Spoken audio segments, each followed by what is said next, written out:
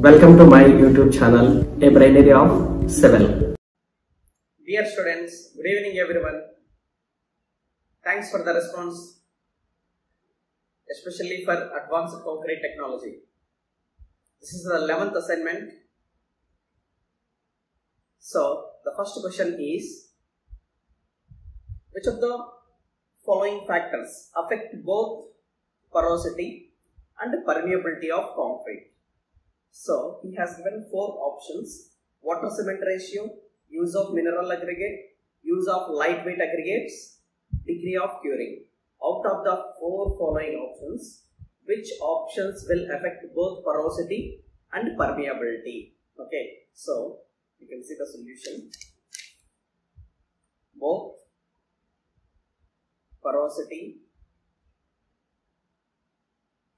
and permeability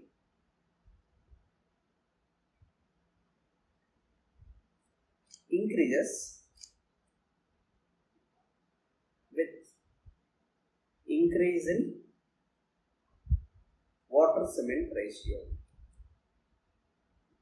That is, as water cement ratio increases, both porosity and permeability will increase. So option A is correct, and it is a type of multiple answer questions. Not only one option will be correct, more than one options will be correct. You need to choose proper answer. And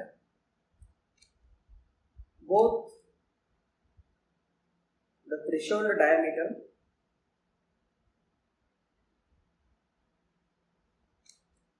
and cumulative intruded volume increase with the water cement ratio. Permeability also depends on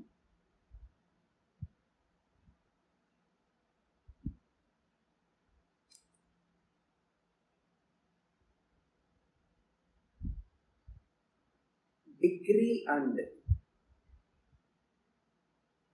nature of curing. Okay, the presence of mineral aggregate as well. The presence of mineral aggregate or mineral admixture acts as densifying transition zone. Okay, so out of the 3, use of mineral aggregate and degree of curing. Okay, only lightweight concrete will not affect. So both A, B and D will be the correct answer for question number 1. Coming to question number 2, identify the equation which provides relationship between permeability is K and porosity is this epsilon symbol. So this equation we call it is Cauchy equation.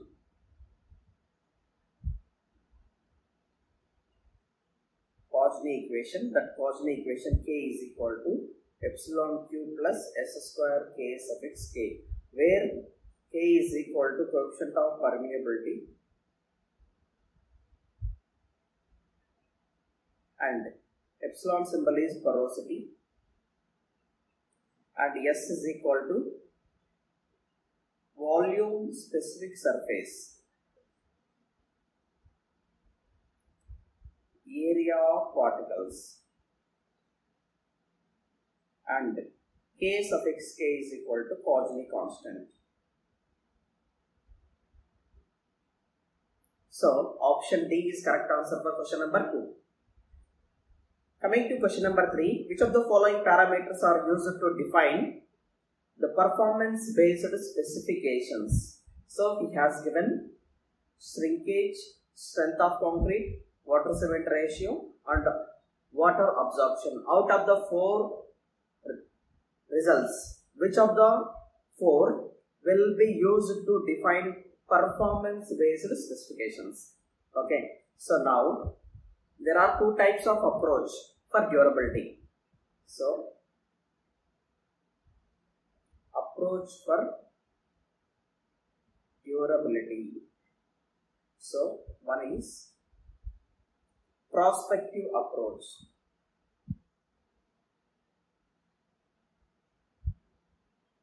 And performance approach. So prospective approach, avoidance of deterioration, that is inert materials or coatings. So the specifications of these materials are: so curing deformation method and minimum cement content and binder type and maximum water cement ratio, and then performance based test.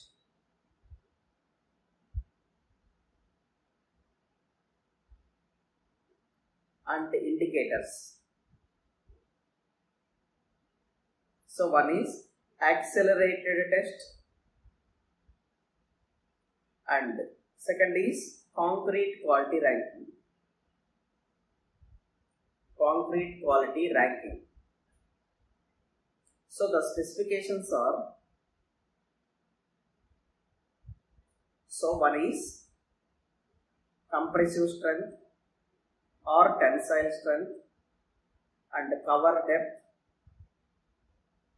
maximum shrinkage, permeability. So out of the given options, strength of concrete and shrinkage. So the repeated words we have observed is strength and shrinkage. So option A will be the correct answer for question number 3. Coming to question number 4, near the surface, concrete quality is largely responsible for strength of the structure. Whether the statement is correct or false. Near the surface, strength is largely responsible for quality of concrete. So it is a false statement. So that is deterioration often associated with. Deterioration often associated with ingress of aggressive agents.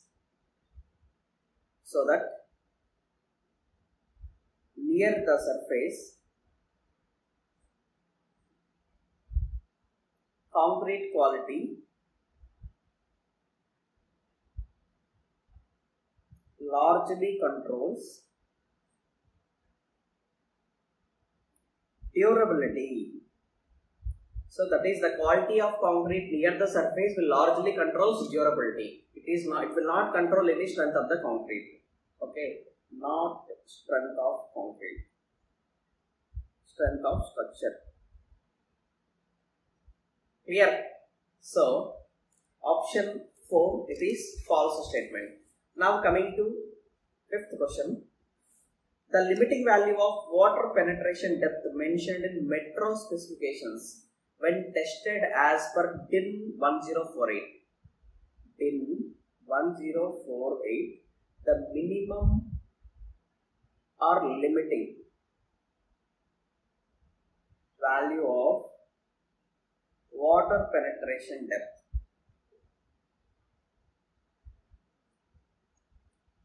So this mentioned as it is 25 mm. So option B for question number 5. Coming to question number 6. Which of the following tests are not prescribed in IS 456? There are some tests that were prescribed in IS 456 for what? For inspection. Inspection and testing of concrete. Quality. It is not strength, it is quality of concrete. Which of the tests have been specified in IS 456 for inspection and quality? That is, after construction, we need to inspect the structures And what is the quality of concrete? So the specified tests are, one is ultrasonic pulse velocity test, and second, compressive strength test, and third, core test. So the only test in the given options which was not specified is mercury intrusion porosimetry test.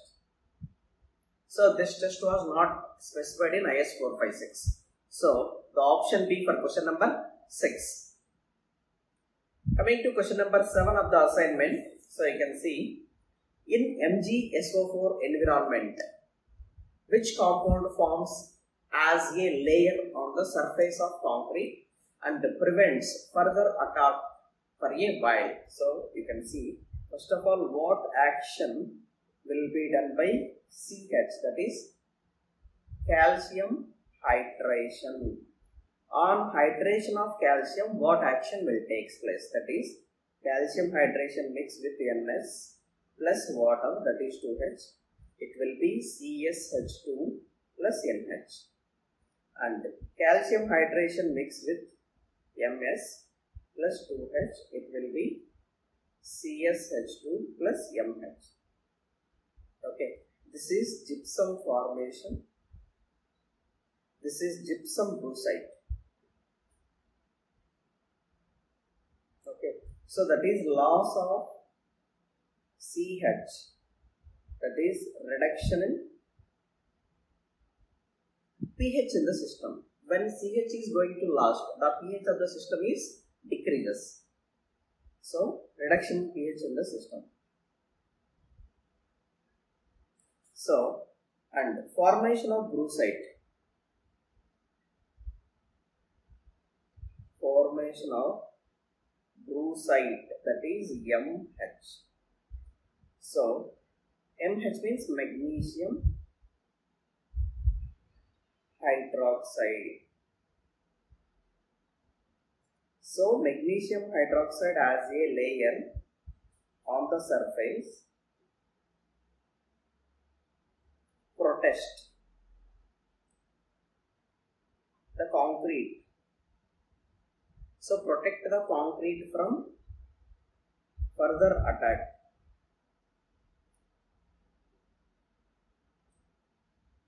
For a while, however,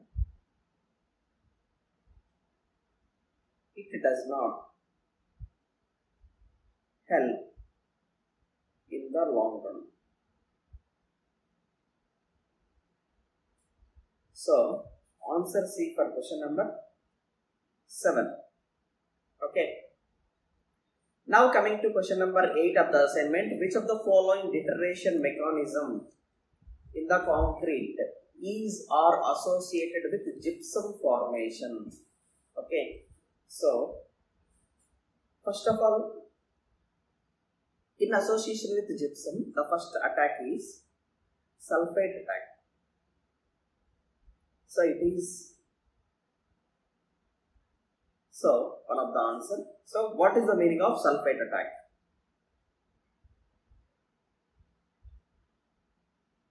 So sulfate attack means gypsum causes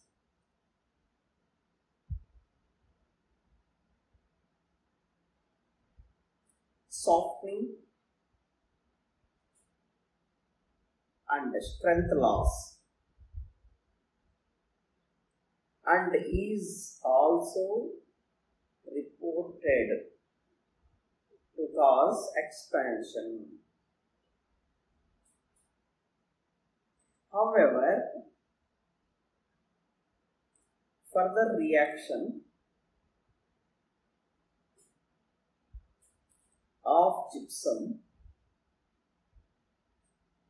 with aluminates, that is C3A, and its hydrates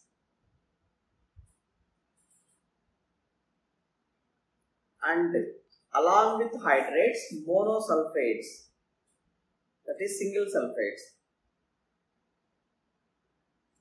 leads to formation of expansive material called ettringite. Very important. So ettringite. This is entire theory behind sulfate attack. Now coming to acid attack. This is one more attack caused by cement. Acid attack. So this acid attack primarily a problem in sewer pipes. Primarily a problem in sewer pipes and typically related to H2SO4 and gypsum formation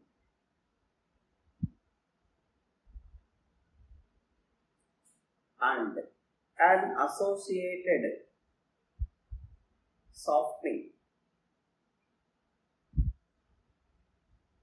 and strength,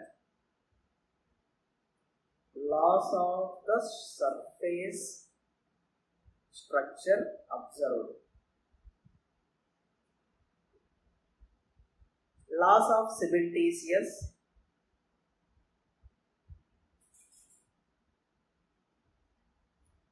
nature due to deterioration of pH, low pH. Okay, so that is theory regarding acid attack. Both sulfate attack and acid attack are the proper answers for question number 8. Now coming to question number 9. Which of the following parameters cannot be obtained from an MIP test? So that is mercury intrusion porositometer test, MIP. Mercury intrusion porositometer test. So generally you can see which of the following parameters cannot be obtained. So first of all, we need to know what are all the parameters that it can be obtained by using MIP test. So by using MIP test, the first parameter that we can obtain is size of pores present in the maximum quantity in the sample.